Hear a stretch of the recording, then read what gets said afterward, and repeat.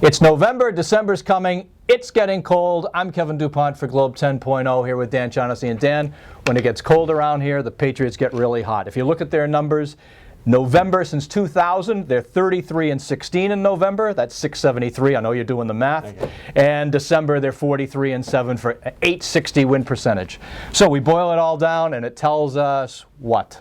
Well, in this league, like so many things about football, coaching is a big deal, clearly. And this is, say what you want about the Hoodie, the guy, whatever. The teams tend to get better as the year goes on. The team you see in September is not necessarily the team you see at the end of December.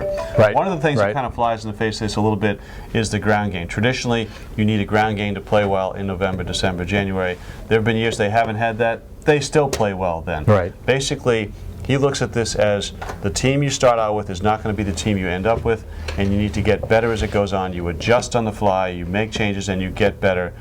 They've had some easy schedules 3 years, but you can't really account for being better late than early, except for good coaching. You put a little more on Belichick. I mean, granted, he's a great coach. You didn't bring up Brady in the context of these 10 years.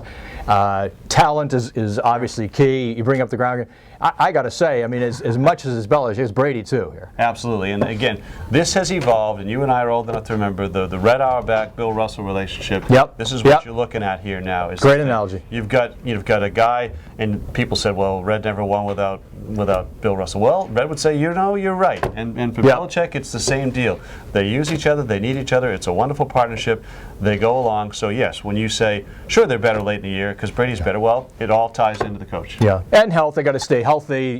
You got to have coaching. You got to have health. The home field advantage, which you didn't touch on, which is the tough team, tough to play in. But so you know what? 4 games to go here. We've talked about this. Patriots Sunday. They've got 4 games here where they can really make hay, and I think put away the AFC East. Yes.